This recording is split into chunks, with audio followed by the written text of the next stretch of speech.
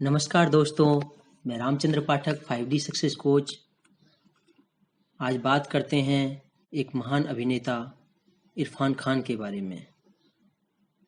इरफान खान, जिनका जन्म 7 जनवरी 1967 को हुआ था, वो एक भारतीय अभिनेता थे जो मुख्य रूप से ब्रिटिश और अमेरिकी फिल्मों के अलावा हिंदी सिनेमा में अपने काम के लिए जाने जाते थे।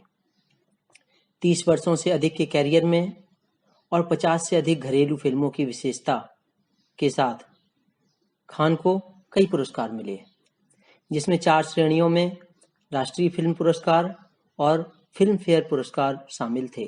फिल्म समीक्षक, समकालीन और अन्य विशेषज्ञ उन्हें भारतीय सिनेमा के सबसे बेहतरीन अभिनेताओं में से एक मानते हैं। 2011 में उन्हें भारत के चौथे सर्वोच्च नागरिक सम्मान पद्मश्री से सम्मानित किया गया था। खान ने वर्षों के संघर्ष के बाद 1988 में फिल्म सलाम बॉम्बे में एक छोटी सी भूमिका के साथ अपने फिल्मी सफर की शुरुआत की थी। 2001 में ब्रिटिश फिल्म द वॉरियर में अभिनय के बाद 2003 में उन्होंने हासिल और 2004 में मकबूल में अभिनय किया।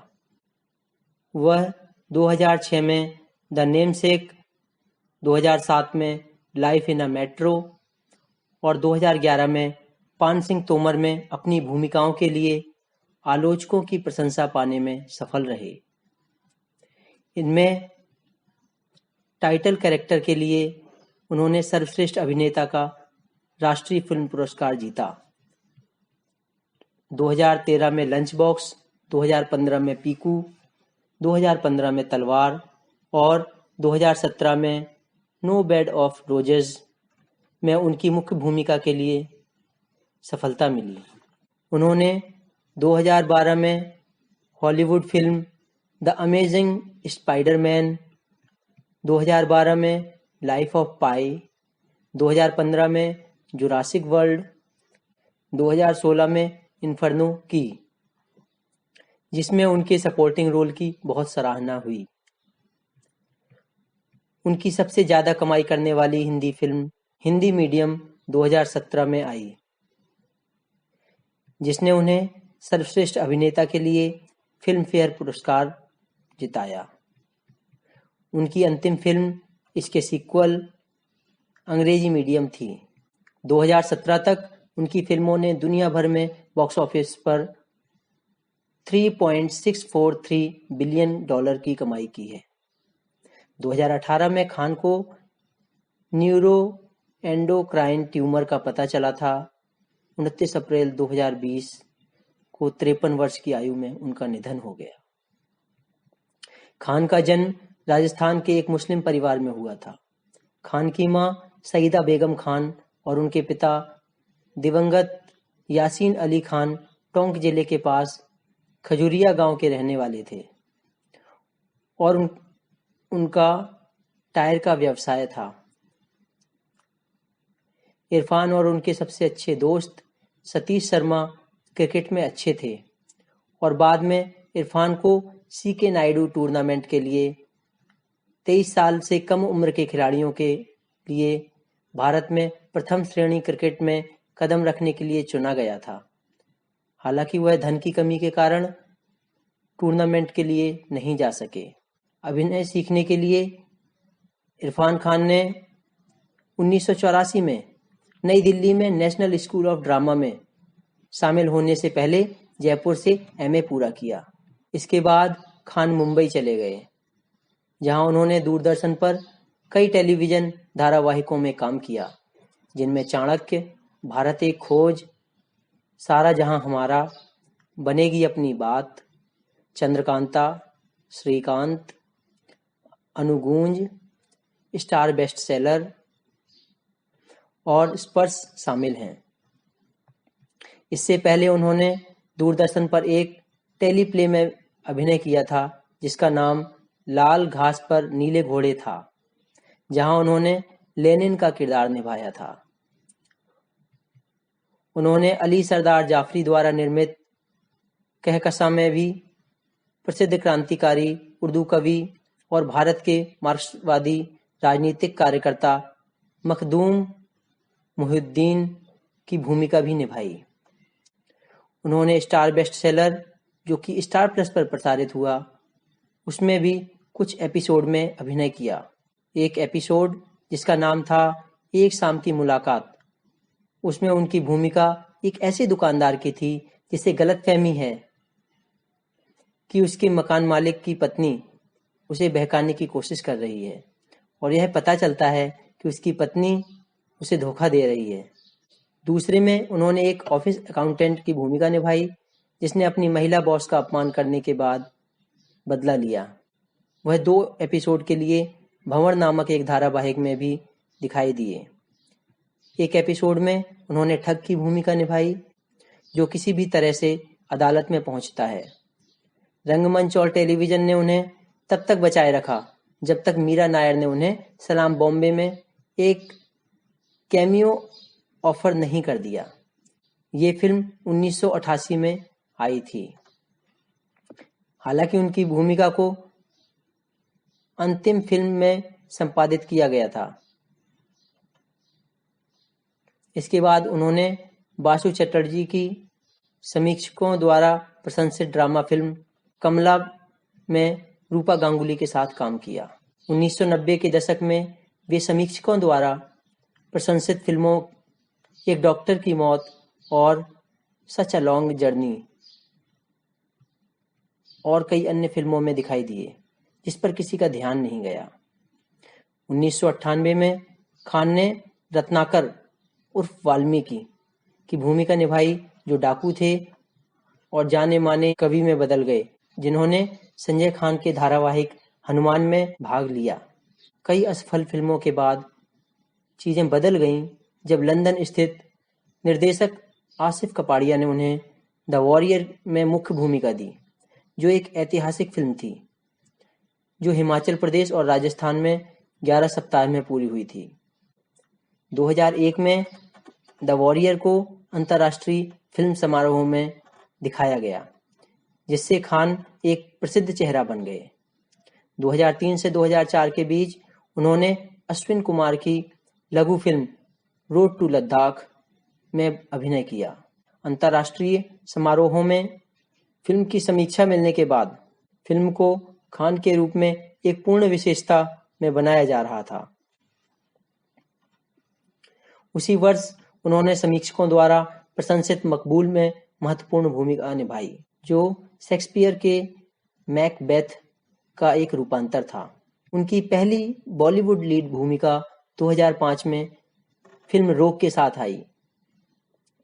उनके प्रदर्शन की आलोचकों ने प्रशंसा की।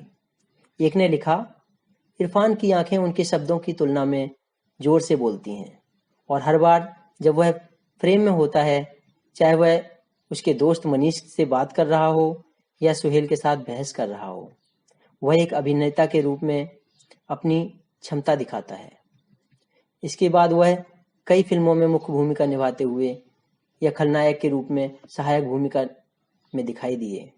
2004 में उन्होंने फिल्म हासिल में अपनी भूमिका के लिए सर्वश्रेष्ठ खलनायक का फिल्म फेयर पुरस्कार जीता। आलोचकों ने हासिल में उनके प्रदर्शन की प्रशंसा करते हुए कहा कि महत्वाकांक्षी तेज तर्रार निर्भय गुंडे जो मन बहला रहे हैं, वह एकदम डरावना है और आपको शांत कर देता है, यह सोचकर कि वह आगे क्या करेगा। उन्होंने तेलुगु फिल्म सैनिक कुडू में एक विरोधी की भूमिका निभाई। 2007 में वह बॉक्स ऑफिस पर हिट मेट्रो में दिखाई दिए, जिसके लिए उन्हें फिल्म फेयर सर्वश्रेष्ठ सहायक अभिनेता का पुरस्कार मिला। मेट्रो में कोंकणा सेन के साथ उनकी केमिस्ट्री मल्टी स्टार फिल्म का मुख्य आकर्षण थी। अंतर्राष्ट्रीय फिल्मों अ माइटी हार्ट और द दार्जिलिंग लिमिटेड में उनकी उपस्थिति के बाद उन्हें निकटता से देखा गया। बॉलीवुड में अपनी सफलता के बाद भी उन्होंने अपने टेलीविजन कैरियर को जारी रखा। उन्होंने एक शो मानो या ना मानो, जो कि स्टार 1 पर प्रसारित होता था, उसमें भी प्रदर्शन किया। उन्होंने क्या कहें नामक एक अन्य कार्यक्रम की मेजबानी की, जो मानो या न मानो के जैसा ही था। उन्होंने 2008 की फिल्म स्लम डॉग मिलेनियर में पुलिस इंस्पेक्टर की भूमिका भी निभाई, जिसके लिए उन्होंने और फिल्म के कलाकारों ने मोशन पिक्चर्स में कास्ट द्वारा उत्कृष्ट प्रदर्शन के लिए स्क्रीन एक्टर्स गिल्ड अवार्ड जीता। उनके बारे में डैनी बॉयल ने कहा, उनके पास किसी भी चरित्र के नैतिक केंद्र को खोजने का एक सहज तरीका है, ताकि स्लमडॉग में हम मानते हैं कि पुलिसकर्मी वास्तव में यह निष्कर्ष निकाल सकता है कि जमाल निर्दोष है। 2009 में उन्होंने फिल्म एसिड फैक्ट्री में अभिनय किया। खान ने कहा है कि वह भविष्य में और अधिक एक्शन फिल्मों में अभिनय करना चाहते हैं। वह न्यूयॉर्क में एक FBI एजेंट और आई लव यू में एक गुजराती हीरा व्यापारी के रूप में भी दिखाई दिए। वास्तविक जीवन के एथलीट के बारे में उनकी फिल्म पान सिंह तोमर बनी, जिसके लिए उन्होंने सर्वश्रेष्ठ अभिनेता का राष्ट्रीय फिल्म पुरस्कार जीता। 2010 में उन्होंने HBO सीरीज इन ट्रीटमेंट के तीसरी सीजन पर काम किया। 2010 में उन्होंने HBO सीरीज इन ट्रीटमेंट के तीसरे सीजन पर काम किया। खान ने 2012 में द अमेजिंग स्पाइडरमैन में डॉक्टर रजित रथा का किरदार निभाया। खान ने एंग ली की फिल्म लाइफ ऑफ पाई में पिस्लीन पाई मोलिटोर पटेल का वयस्क संस्करण निभाया, जो दुनिया भर में एक महत्वपूर्ण और व्यावसायिक सफलता बन गई। 2013 में उन्होंने द लंच बॉक्स में अभिनय किया, जिसने कान फिल्म महोत्सव में ग्रैंड रेल डी जीता और बाफ्टा नामांकन प्राप्त किया, और तब तक उनकी सबसे ज़्यादा कमाई करने वाली हिंदी फिल्म बन गई। 2014 में खान गुंडे में दिखाई दिए, जो बॉक्स ऑफिस पर एक सफल फिल्म थी। उन्होंने फिल्म द एक्सपोजर और हैदर में अतिथि भूमिकाएं निभाई। उन्होंने फिल्म द एक्सपोज और हैदर में अतिथि भूमिकाएं निभाईं। 2015 में उन्होंने दीपिका पादुकोण और अमिताभ बच्चन के साथ फिल्म पीकू में मुख्य भूमिका निभाई। खान ने 2015 की फिल्म जुरासिक वर्ल्ड में सह अभिनय किया। उसी वर्ष वह प्रशंसित थ्रिलर तलवार में भी दिखाई दिए, जिसमें उनके प्रदर्शन की प्रशंसा की गई। वह अक्टूबर 2015 में ऐश्वर्या राय के साथ जज्बा में दिखाई दिए, जिसे आलोचकों ने बहुत पसंद किया। उन्हें 2016 में टॉम हैंक्स के साथ डैन ब्राउन के रॉबर्ट लैंगडन थ्रिलर इन्फर्नो के अनुकूलन में दिखाया गया था।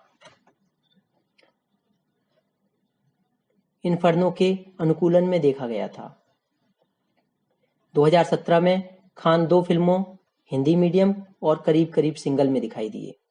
हिंदी मीडियम में राज बत्रा के रूप में खान के चित्रण ने उन्हें कई प्रशंसाएं मिली, जिनमें से एक सर्वश्रेष्ठ अभिनेता का फिल्म फेयर पुरस्कार शामिल था। हिंदी मीडियम भारत और चीन में सुपरहिट बन गई। द लंच बॉक्स को पीछे छोड़ते हुए वह सबसे अधिक कमाई करने वाली हिंदी फिल्म बन गई। उन्होंने नो बेड ऑफ रोजेस, जो कि 2017 में रिलीज हुई थी, उसमें भी काम किया। 2017 तक उनकी फिल्मों ने दुनिया भर में बॉक्स ऑफिस पर $3.643 बिलियन की कमाई की थी। वह 2018 में